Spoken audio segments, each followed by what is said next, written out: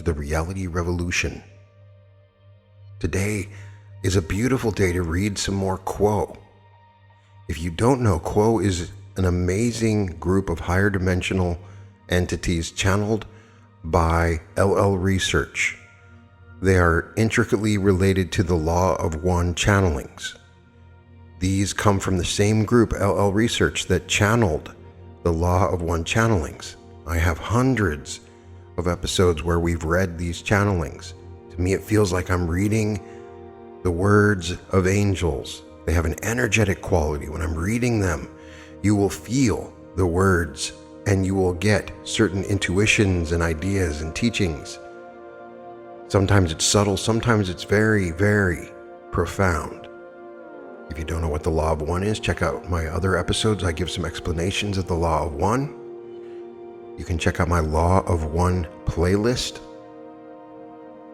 Today I'm reading an amazing channeling that came from January 18th, 2025.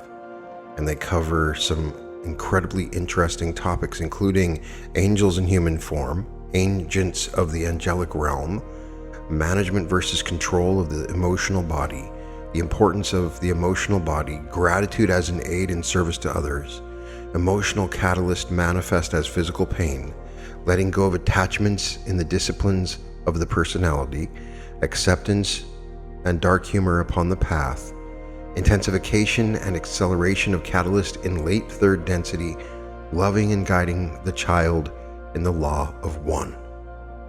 We begin with Jim channeling. I am Quo, and am with this instrument at this time. We greet each of you in the love and in the light of the one infinite creator that is within each and everything within the universe, for it is the one who has made us all. We thank you for calling us to your group this afternoon to speak to those queries which are upon your hearts and that have become available to your minds. That there is a synchronization of your feelings and emotions that are behind these questions. It is our great joy to attempt to speak to them. But in order to do the best possible job, shall we say, of speaking to your queries, we need to ask you to remember that we are your brothers and sisters, not authorities, but those who have traveled the same path you are on, perhaps a step or two further. So if you will remember to filter what we say through your sense of rightness, and to filter out that which does not make any sense and leave it aside, then we can speak more freely, and hopefully more to the point of your queries. At this time, we would ask if there is a query with which we may begin. I have a query, Quo. I would like to ask you about angels and the angelic soul. I would like to know if there are angels that are in human form that walk the earth, and if so, would you say that their souls are of the angelic realm? I am Quo, and am aware of your query, my sister. This is a question which has various layers of potential responses, and we shall attempt to make the best response that we can. Those who you see and define as angels are those entities, usually of the inner realms of inner planes of your planetary sphere, who have the purpose of serving as a kind of guidance that may or may not be known by those whom they guide. For in many cases, there have been relationships in previous incarnations which have been affected most positively by these angelic forces and have provided inspiration to those beings who called for their assistance. Many of your peoples pray for peace, for harmony, for healing, for a new journey or other concerns, and these prayers are heard by many. Many of them are what you would call angels, and they respond to prayers by moving to the area of concern and sharing their love and light of the Creator in any manner that might be effective in the area that is being prayed for, or the person, or the situation. They are then able to move further within the life pattern of whatever person or group they have been sent to or prayed to respond to, and give of themselves the qualities that have been prayed for to those that need them. As to whether there are angels as you know them walking upon your planet, this is something which is very rare, though not totally unheard of, for from time to time it can be felt that an angelic presence may take form for a shorter period of what you would call time, so that it might learn more itself about the nature of the reality where those who call for angelic assistance are experiencing your third density illusion. This allows the angelic presences to feel and know and be within your third density in a manner which gives them more information that they can utilize in their service to any within third density that may call for their services. Is there a further query, my sister? Yes, there is. Is it possible that someone could say, like an acting agent of the angelic realm, but it be consciously unknown to them? I am Quo, and am aware of your query, my sister. This is a facet of most unusual experience which can be seen from time to time by those who feel that they are moving into a period of their life experience which has not been felt or known or expected previously in their incarnation. There are various realms of angelic experience that can be felt or accessed by third density beings in a manner which could be subconsciously requested or felt necessary by the lower, deeper levels of the mind and perhaps guides in the higher self. This is something that is not generally known, but the nature of your reality, the greater reality beyond the third density, is one which contains a multitude of possibilities that might seem quite otherworldly and indeed almost impossible, and yet the unique variety of each human being, as you would call your population, is that which knows no limits, so that the possibilities of what you have spoken about, though few, exist. Is there a further query, my sister? No, thank you so much, Quo. We are those of Quo, and we thank you, my sister. Is there another query at this time? I have a question, Quo. Thank you for taking my query. Excuse me, would you be able to speak on the distinction of managing emotions versus controlling emotions? And why emotion, the emotional body, is important work for the work of the adept? And if you could help with that explanation, and perhaps in terms of the archetypes and or the chakra system, that would help me to understand. Thank you. I am Quo, and am aware of your question. The managing of emotions is a process that each seeker of truth must go through in order to become what you call the adept. In the archetypical nature of creation, this could be seen as the matrix of the mind, the magician that has the relationship with the unconscious mind, the potentiation of the mind that can aid it in utilizing pre-incarnated choices as to how the spiritual path shall be traveled. This is a path that is frequently begun intellectually with decisions as to what is desired, how to accomplish what is desired, how to deal with difficulties. And then as time and the traveling of the path progress, there are difficulties that bring out the emotional reaction of the seeker of truth, so that it must determine how to deal with the emotions, to control them, so that they do not feel so bad, so intense, or whether to do what you have called manage them, so that they are looked at more objectively and seen as that which can be experienced from various points of view that can be obtained in the meditative state, so that one might ask oneself in that meditative state, why are the emotions occurring? What has brought them forth? Why are the feelings so intense? Is there a way to grow from the feelings of intense emotions? Is there a charge that necessarily includes pain to expand one's being, to look further into the nature of one's being to see what is possible? This is what we would call the managing of emotions, rather than attempting to block them out, to ignore them. So in this case, you would suggest that this is something that you or anyone can do when they deal with emotions, for emotions will tell you what you are experiencing that is of importance to you. If what you are experiencing does not bring forth emotion, there is a good chance that it does not have value in your spiritual seeking. For your spiritual seeking is of the nature of the heart, not the mind alone. Though the mind can critique and perhaps make suggestions, the heart, when it is open, is that place where emotions can have free reign and show yourself what is of importance that you are experiencing, so that you can learn from the emotion, so that it can be food for growth and can expand your awareness, and you can move forward on your spiritual journey. Is there a further query, my sister? Thank you for this teaching, Quo. Thank you very much. I am Quo, and we thank you, my sister. At this time, we would transfer this contact to the one known as Austin. We are those of Quo. Austin channeling. I am Quo, and am now with this instrument. We would take this opportunity again through this instrument to express our appreciation for the circle that is gathered here, and for the open-hearted and vulnerable sharing expressed during the tuning process that you call your round robin. This process, as we have said before, is essential to informing the quality of our connection with you and our ability to offer our thoughts and feelings through instruments such as this. In many ways, you can see this tuning process of sharing what is deepest in your heart, both joys and sorrows and hopes and fears, as a sort of building of a foundation that we can then use to connect with you, a sort of landing pad, if you will. And this landing pad contains not just space for us, but a playground, a tool shed, a dance floor. All of the things that you share create a very tangible space for us to interact with as we join you.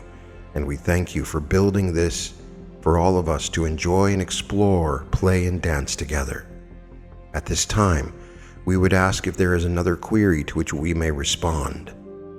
Hello, Quo. Thank you so much for being here today and helping us with our question. My question is, how does gratitude help with our service to others? I am Quo, and I'm aware of the query, my sister. And a big query this is, for we have much joy and fun in exploring the intricacies of your language and how this language is used to relate to the undercurrents of creation, such as love and joy. We find that the concept and term of gratitude is one particular angle or perspective from which you, as veiled third density beings, can view clearly the heart of the Creator that is love.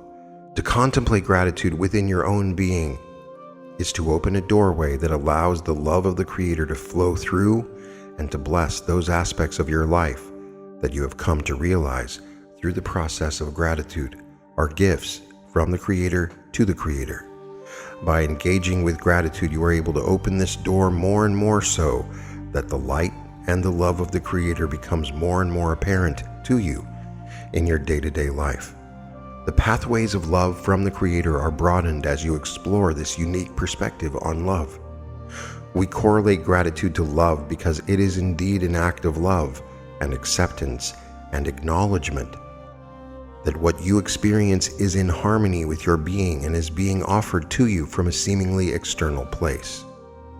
But the deeper you explore this pathway of gratitude, you realize that the external and the internal are one in the same, and that for you to be able to receive those things that you have gratitude for, you must first search inside of yourself in order to discover your worthiness to accept them, your ability to let them into your being, and your ability to then reflect that love that is being offered to you back towards the thing or the other self that may be offering something to you for which you are grateful.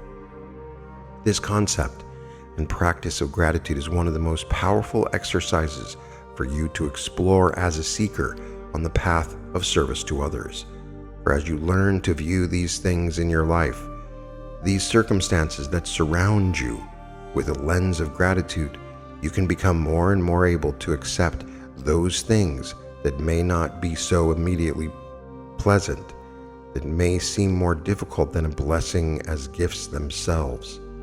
The lens of gratitude broadens, and the catalyst that is offered to you can then be accepted more readily and work its magic on your inner being, allowing you to bring it into your heart and transform it into its most essential being, that of love. To practice this regularly and to continue to broaden this lens of gratitude will enable you as a seeker, hoping to move about your world and share the love of the Creator, to share it more freely, to transmute situations amongst other selves, and to shine brightly where it may seem more difficult for others to shine, and to recognize the love of the Creator. And so we recommend and commend you to this regular practice of gratitude, so that the flow of love from the Creator and to the Creator, from within your being and from without your being, flows more freely, more openly, and more readily apparent to you and to your other selves, so that you can act as a catalyst and move in harmony with the Creator, dancing amongst the creation. Is there a follow-up to this query, my sister? No, thank you very much, Quo. I am Quo, and we thank you, my sister. Is there another query to which we may respond? Yeah, I have a query, Quo. I have a lot of physical pain that is stored in my body.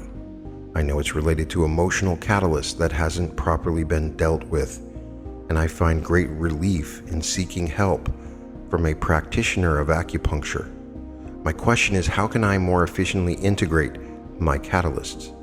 And how does this catalyst work with the secondary and tertiary energy fields of the body? Thank you.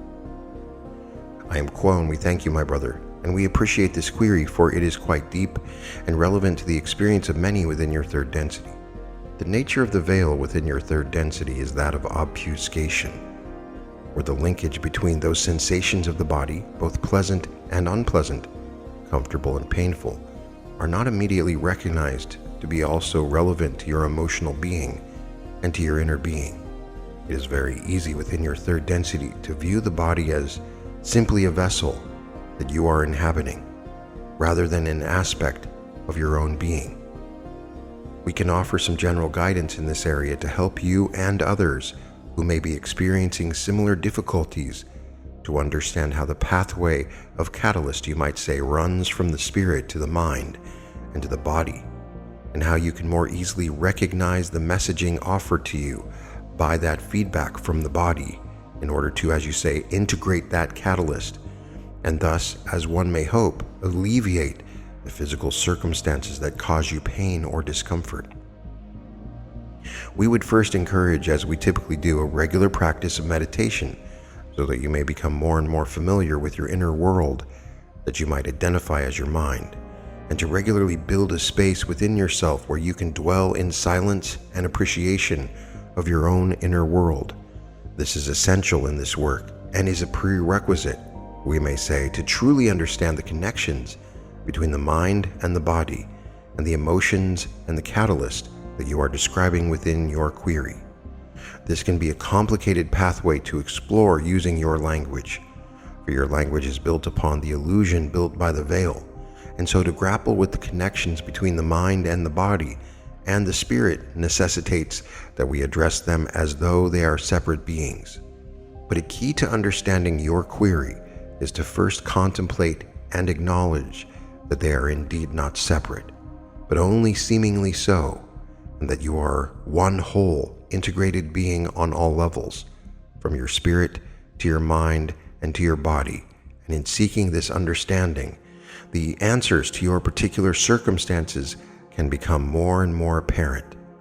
Once this inner space is cultivated and tended to, and you have a regular practice of returning there, then you can invite into that space your body itself to offer communication to you in a more direct and meaningful way.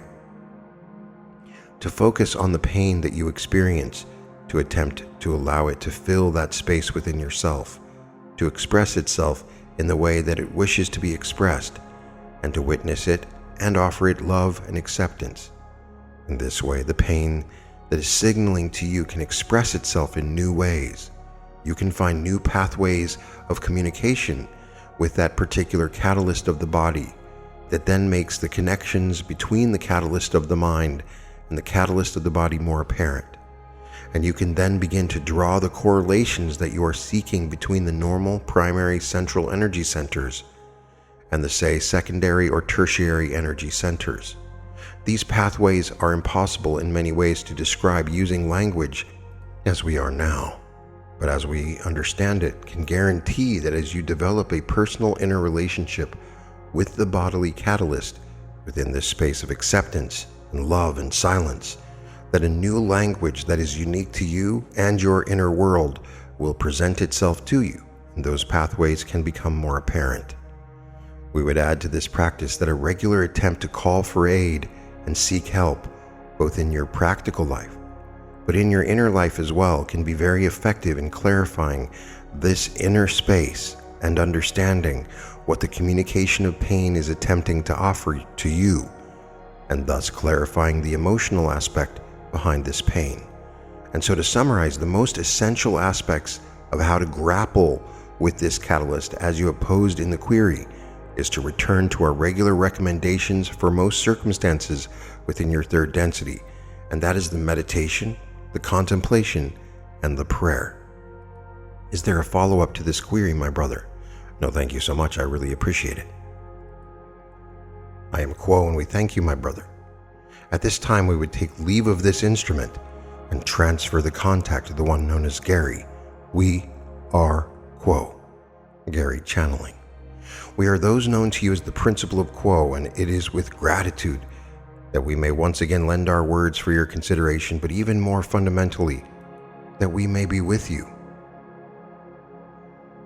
as individual seekers, and with you in the shared force of the energy field that you create when you make the choice to be among each other and to share that which brings you joy and sorrow in your quest for self-realization.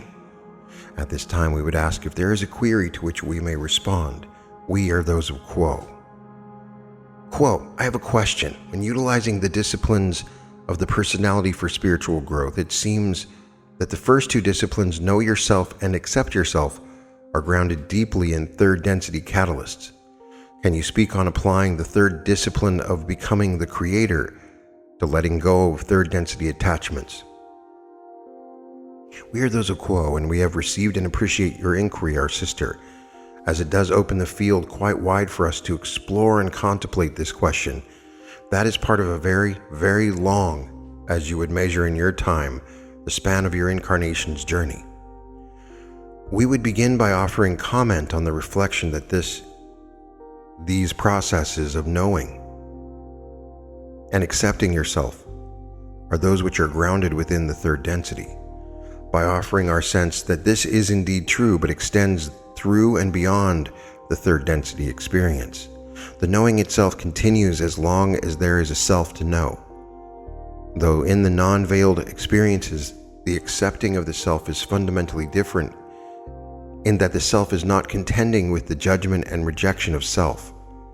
It is much easier, you may say, to see and to know the self without a divided mind, when the self has once again regained conscious access to the great storehouse of information within the self's beingness and past. In that aspect of the disciplines of the personality, as it has been described, of becoming the creator and releasing attachments, be they attachment to material objects or even more so, internal identities, it is indeed a significant part of this work in consciousness with which you and spiritual seekers engage who are upon that mystical journey, which seek oneness with the Creator. This releasing of attachment may take many forms, some quite balanced and some quite imbalanced. There are those of the ascetic variety who may recognize that truth as you may perceive it is that which is beyond, is that which transcends the world materiality and shape and form, and thus in one degree of confusion or clarity seek to reject the material realm and its trappings in search of that beyond, as they seek various forms of self-denial, that which would deny the self some pleasure or gratification or attachment, or identity formation with some aspect of your illusion. Some may take this to great extremes and think that by this forced denial or releasing of attachment, they may purify the self of that which chains or shackles the self to the mortal material form, that which precludes the inner awareness of the one Creator who is in all things. This variety of the pursuit of releasing attachment may set the self up for additional lessons to be learned in the way in which it seeks to stifle the self and its need, to manufacture a state or to manipulate the self into the desired state which is purified. We speak broadly, of course, as there are infinite expressions and balances of perceptions upon this journey, but it may generally be said, a pattern which may not fully distill the catalyst at hand through acceptance of the light and the dark, but instead seeks, as we have said, to pursue another plane of attachment, that attachment being to the outer identity and inner conviction of the ascetic. It is, shall we say, a more organic unfolding on the journey of becoming the creator, that these attachments fall away as they are no longer needed. For example, let us consider the entity who is attached to some form of behavior or dress or activity in order to compensate for an imbalance or blocked sense of the worth inherent in the beingness. One perhaps intellectually recognizes that, say, hopping on the Harley with the sleeveless leather shirt, as this instrument seems to be picturing this in order to convey a certain impression about the self to others, may not be aligned with the self's highest good. So the self discontinues this action without quite understanding that underneath the self was engaging in this activity in order to compensate for lack of worth by adopting an outer identity, instead of sourcing that worth from within and letting it shine outward.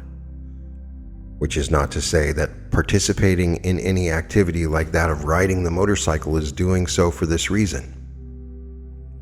This can apply to any situation, but upon understanding that the deeper need is to recognize and honor that the self is worthy as it is, whether or not it does this thing or that, believes this thing or that, or has achieved this or that goal, the self is worthy because the self is. Worthiness is the true estate of the self. It is the beliefs which impair the fullness of this awareness in some fashion or another. As this particular thread of self-development is explored so that the self comes into a greater forgiveness and acceptance of who the self is and what its needs are, then the attachment that compelled the self to some form of cloaking the self or escaping from the self or seeking to run from the self falls away. It is no longer called into the being. It is no longer energized, which is not to say that the self cannot do that thing anymore. Rather, the self no longer internally grasps onto it in order to supplement its own identity. For the journey to creatorhood is one that increasingly finds the all-sufficient nature of the creator. This does not mean that the self then needs to forego all earthly pleasures and enjoyments. For this field too, the third density, cloaked though in its shadow, is also the creator, is also a field of sensory experience and self-development and laughter and joy. But it is this quality of habit within the self deeply ingrained that has a relationship with this plane of experience which grasps that which is pleasant or holds on to that which is perceived to offer protection and supplement to this identity. And on the flip side of the coin, the same habit is that which expresses aversion and seeks to avoid that which is unpleasant, or push it away, or reject or abhor it. This pivoting between attachment and aversion is what makes your illusion sticky, shall we say. It binds the attention into fusion with form. Whether that form or those that can be perceived by the senses on the seeming external plane, or more fundamentally thought forms within the being. For the central attachment that is released is the attachment to one's thoughts, and the attachment to the premise that such thought is the self. Free or attachment, the self can bring life into the present moment awareness in a circumference of love that accepts what is arising in the moment, that accepts where the self has been and where the self seems to be going. Freedom from attachment allows spaciousness to arise within the self and within the heart, so that the self may more fully be with the experience at hand, without the compulsive grasping and needing, so that the self may become a transparent instrument through which moves the love and the light of the one creator into a world of need, and so that one may be less consumed by the dance of which inner identity fits me best, and more alert to the opportunities of service available to oneself. This is effectuated, as the one known as K2 was describing in your round robin, first and foremost, by being the self that you are. We hope we have been able to offer something there for consideration. Our sister, is there a follow-up to this query? We are those of Quo. Hi Quo, yes, I have a query. This has to do with acceptance of self and a loss of innocence. and is very much related to what we've been addressing. The question specifically, I guess, would be, how can one better accept the self? And we can use dark humor as an example. When one kind of develops or loses innocence or moves away from innocence, the ability to rediscover it naturally becomes more challenging, and one's first instinct might be to laugh at these things that are maybe a bit twisted or a bit dark, but still one finds humorous. And so you have to accept this about oneself or the situation and still kind of move forward without shaming oneself. To, I am better than this, I am more spiritual, or it's still a natural thing to accept these challenging aspects about oneself that may be moving away from innocence. This kind of the sandbox I'm investigating here, and I'm hoping you may have some thoughts to share regarding those concepts. We are those who quo, and we have received your contemplations, our friend, and indeed it seems that you've made much headway in seeking to shine a light on this path of inquiry for yourself, on this aspect of your experience. We appreciate this notion of, I should be more spiritual than this, or I shouldn't feel the way that I apparently am feeling right now, as this connects to the previous query in terms of the concepts one invariably develops in your realm of confusion about who the self should and should not be. I should be stronger. I should be more disciplined. I should be better, a better person, a better spouse, a better colleague, so on and so forth. In one way, these can be aspirational in terms of setting a goal for the self and recognizing that there are areas of improvement and areas to work upon in the self. It is always a careful balance to strike, for on the imbalanced or flipped side of acceptance, one may, instead of expressing true acceptance for the self, shield the self with excuses or pretensions about the self's behavior, which are adjudged to be harmful to the self or to other selves, or in need of investigation and development.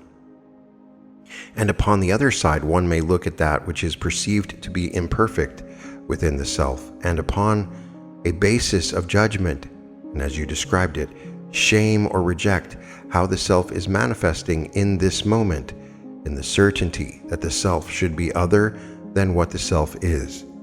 It is entirely possible to fully balance self-acceptance as the self is. However dark, or shall we say seemingly dark, the humor as you describe it, in this one aspect that may arise upon the self's radar, to fully accept the self and also to see that work is needed, that perhaps more skillful choices can be made regarding the self's perceptions or relations to others. But this is done upon a basis of forgiveness of the self that melts that judgment, which creates further distortion. As these, we correct this instrument as the process of relating to one's own experience. In this way develops such that, as a daily practice, acceptance is exercised, and those threads of reflexive and knee-jerk automatic judgment are brought into the light of forgiveness and awareness, such that they may dissolve, that one may release their attachment to judgment itself. Then the self may see its own beingness more clearly, understanding its motivations. And in this one particular example which you shine a light upon, maybe it is that the self realizes the underlying currents behind laughing or finding humor or making jest where it may seem inappropriate, or where, as is often the case, there is some connection to suffering and misunderstanding upon some level. The self, with deeper healing, recognizing the shadow work at play, may find such topics less appealing or with less need to engage in some way. Or perhaps it is that the self is able, through this work of self-knowing and self-accepting, to release the inner strictures upon behavior and allow the self some latitude to relax, to find humor in a difficult world such as yours is. For to focus more on this particular example, humor, as those within this circle know, can be a greatly healing energy. It can also be that which is weaponized to intentionally or unintentionally inflict pain upon others. And it can also be that which is the pressure release valve that lets through some of the tension that is held and stored and begins to accumulate and affect the body and mind. For the self literally vibrates when in laughter, and this can shake loose the tension stored in the muscles and the tendons, and the tension stored in the energy body as well. Love can come through laughter, even though at times the subject matter at hand may seem less than perfectly loving. Laughter may be the means of bonding among your peoples as well. Is there a follow-up to this query? We are those of Quo. No, thank you very much, Quo. And we thank you, our brother. Before we transfer this contact, we would ask if there is a smaller question to which we may respond. We are the principal known to you as Quo. Yes, Quo, I think this could be answered pretty quickly. Thank you for taking my query. I don't know if it's my imagination, but I think it's not. It seems that recently there's been stronger, more consequential catalyst occurring in the lives of almost every individual I know. And a lot of it is an increase in hardship, but it's definitely catalyst. Is this my imagination? That, and I'm just projecting? Or this seems to be a social state, and I'm wondering about the scope of it. Is it global? Is it a thing? Could you clarify for me, please? Thank you. We are those of Quo, and appreciate your gratitude expressions, our sister. In one sense, this entire third density experience is an act of imagination, for you take on roles whose basis is that you are not one and not the creator. You build a word on a foundational premise that you are separate beings operating in a separate world. None of that actually or ultimately exists. It is a play of light and shadow. But in the sense that you mean it, am I accurately assessing my subjective experience? Are others accurately assessing their subjective and collective experiences? We cannot provide these measures for you, our sister, but we can speak to the increasing intensities in your world as things are taking on an accelerated quality. Simply on the level alone of stimulation and data and information that your peoples experience on a day-to-day basis as your communication technologies, your media, your intersection with each other, and the tasks which take up your clock and psychological time in your days quantitatively increase. This also creates an experience of pressure on this level alone. And when one adds into the soup the strife, the gnashing of the teeth, the disharmony and discord, and fragmentation of your peoples, and the growing loudness of the cries for help, and the loudness of the voices and anger, and the scapegoating and the blame and the projection, this too adds pressure and intensity and seeming speed on a simply quantitative level. In terms of amount of that which you in the third density must navigate, but particularly on a qualitative level in terms of the ability of subjective awareness to attempt to remain steady and balanced through it all, to attempt to navigate the ocean of information and experience occurring at any given moment. There are so many internal balances to strike, so many external balances to strike, so much the self wants to experience and grow into and aspire to, so much for the self to heal within, so much past experience in this and lives before. Added to that, the growing light of the fourth density vibration of love and understanding, which renders the consciousness of your third density world more transparent to itself and more brought into the light than it had ever been, so that you are bombarded yet even more with experience and energy, information and data, so that you are brought more face to face with the self and with the other self and the mirrors that the other self offers for your projection of self on one hand, or your seeing of the other self on the other. It's less easy to hide, to buttress the pretense or the defenses or the concepts to which one had been attached. For this increasing light is creating a condition of greater transparency, where the self may see the self and its fruits more clearly. And for many, even among spiritual seekers, this is a bewildering and painful condition to be faced with the self, with those aspects which have been pushed into the unconscious. Some may not be ready for this facing. And for many, this pressure and this quickening can feel and is overwhelming. It can feel like a madness for the self or for the collective. So blessed are those who may find their centers and their anchor and their ground in these confusing tornado-like times. Those who can go within and breathe deeply and allow what is to be, and to release all the, as the instrument sees it, neurotic need to do or to grasp or even to change, but instead to breathe in appreciation and gratitude and thanksgiving for that which is manifested, to vibrate that very simple vibration of love that does not need great philosophical or complex concepts, as it is the one great original thought. It is the core essential vibration of your nature and of your universe, and even though hard to see, of the third density realm. Inhabit this space. Find ways to relax and release the tension, and you will be and find not only peace within yourself, but you will be offering peace to your brothers and sisters, more so than you know. To many you will never meet in this journey, but you will be offering a beacon of peace in the storms.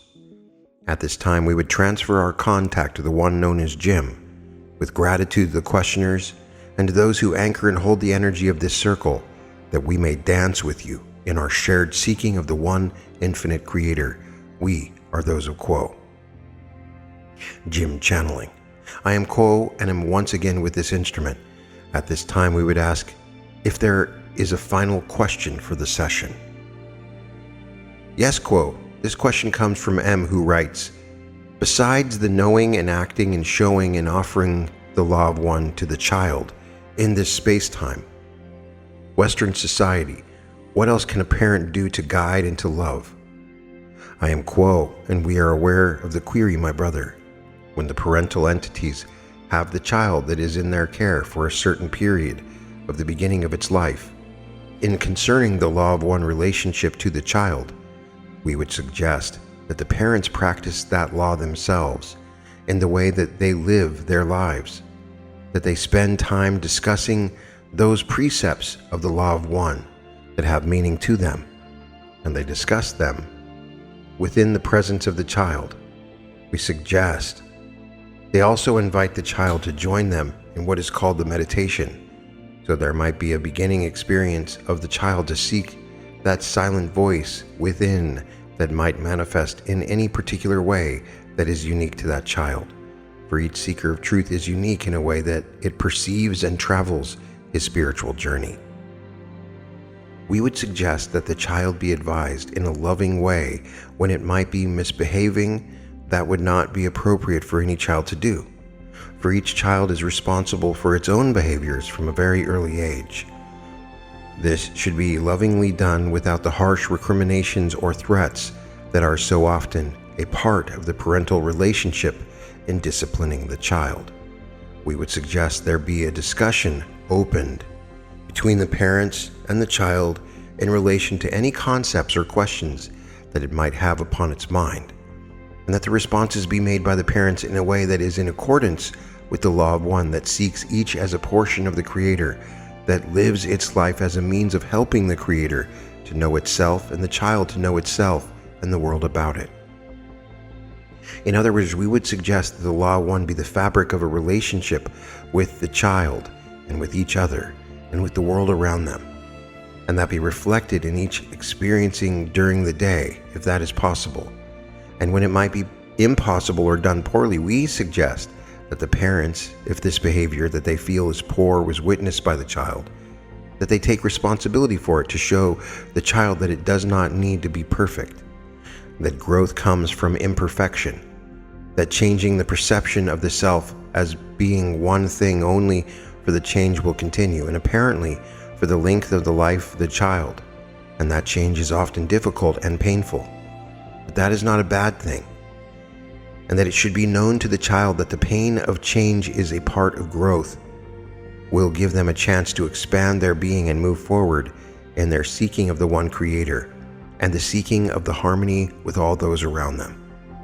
We would at this time thank each person here, each seeker of truth, for taking time out of their day, from driving long distances, from making the effort to be here, enjoying with other seekers of truth to blend your journeys as you did in your round-robin experience. To feel each other's presence, to feel open the heart of each, and to know that all are one here. This is a spiritual family, and this is a family that shall continue for as long as each lives, whether each ever sees the other or not.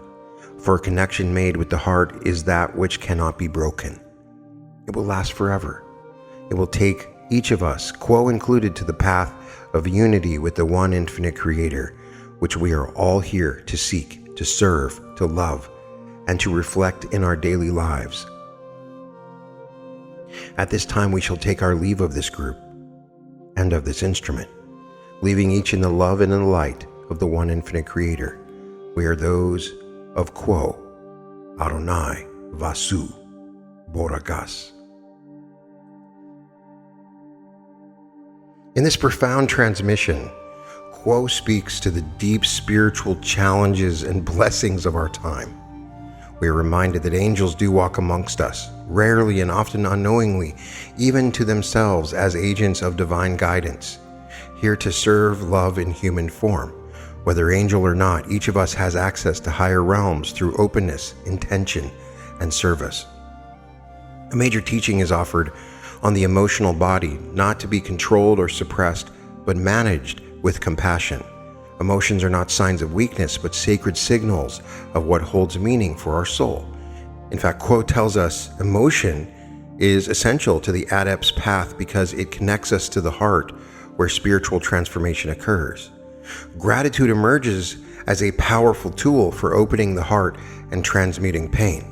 It creates a bridge between the inner and outer world, allowing us to see all experiences, even hardship, as a gift from the Creator to the Creator.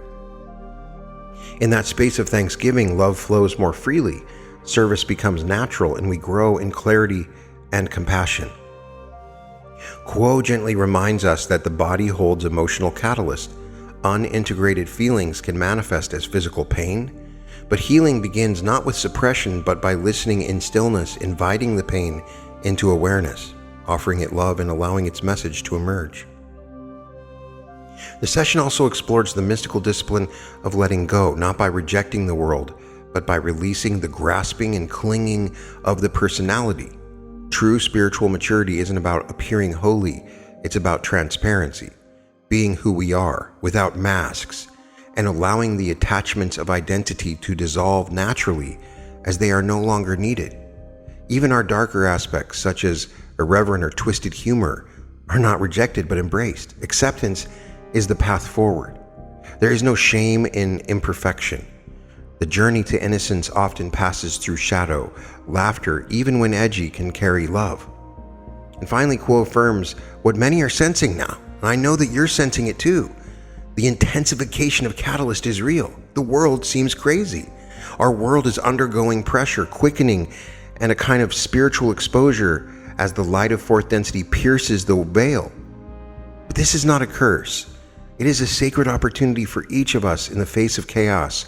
We are called to anchor peace, to breathe deeply, and to remember who we truly are. And for the parents among us, Quo offers this: raise your children not with dogma, but with presence. Live the law of one by embodying love, by meditating together, by being honest and gentle and disciplined. Teach through your being, not your perfection. So as we move through these turbulent times, may we remember that we are each a unique facet of the Creator, growing, healing, and learning to love, not in spite of the pain, but through it. You can find all episodes of The Reality Revolution at therealityrevolution.com, and welcome to The Reality Revolution.